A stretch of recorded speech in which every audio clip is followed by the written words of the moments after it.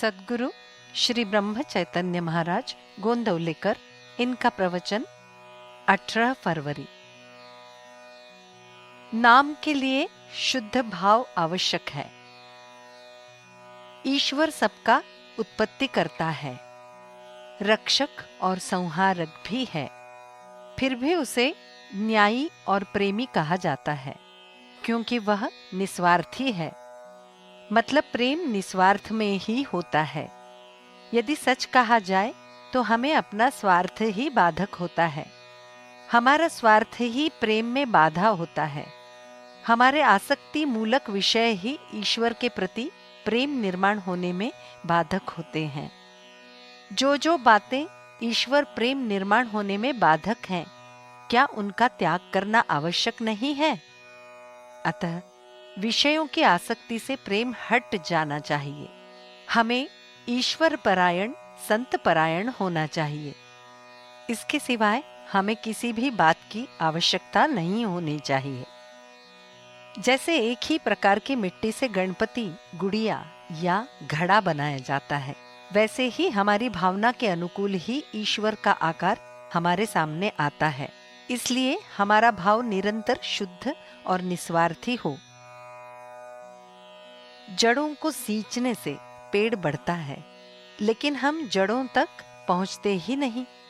अतः हमें भाव शुद्ध कैसा होगा ये देखना चाहिए। उदाहरण के लिए एक बात, एकादशी के व्रत के लिए केवल उपवास करना चाहिए, इतना ही हम जानते हैं। किंतु एक व्यक्ति एकादशी के व्रत के दिन भगवान का नाम स्मरण छोड़कर स्नान न करते हुए 12 बजे तक आंगन और नाली ही साफ करते रहा। यही हमारी गलती है। संक्षेप में यही कहता हूं कि हमें क्या चाहिए, हमारा लक्ष्य क्या है, इसकी हमें स्पष्ट कल्पना नहीं होती। पीलिया होने पर असली रूप कैसे दिखाई देगा?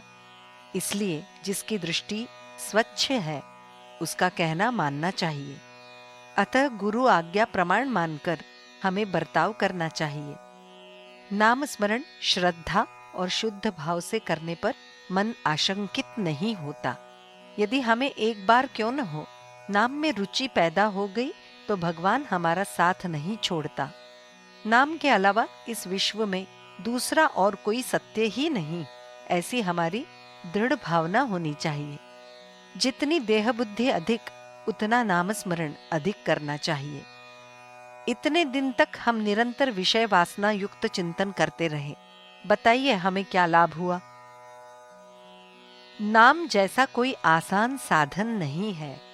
गृहस्थी में डूबे लोग कहते हैं कि विषय का अनुभव तत्काल आता है, लेकिन भगवान की कृपा का अनुभव अनुमान और श्रद्धा का है। उनका ये कहना मैं मानता हूँ। गृहस्थी में डूबे लोग गृहस्थी छोड़ना नहीं चाहते, इसका मुझे आश्चर्य नहीं लगता। किंतु गृहस्थी में मिलने वाला सुख शाश्वत है, ऐसा मानकर उसी में तल्लीन हो जाते हैं, इसका मुझे दुख होता है।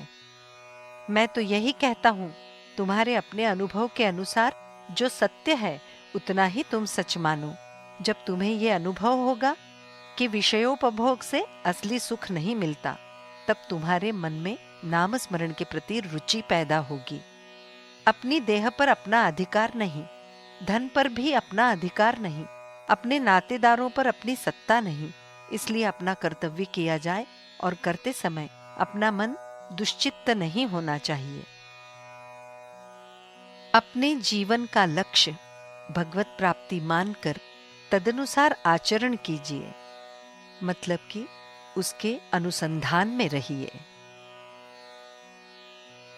जानकी जीवन स्मरण जय जय राम।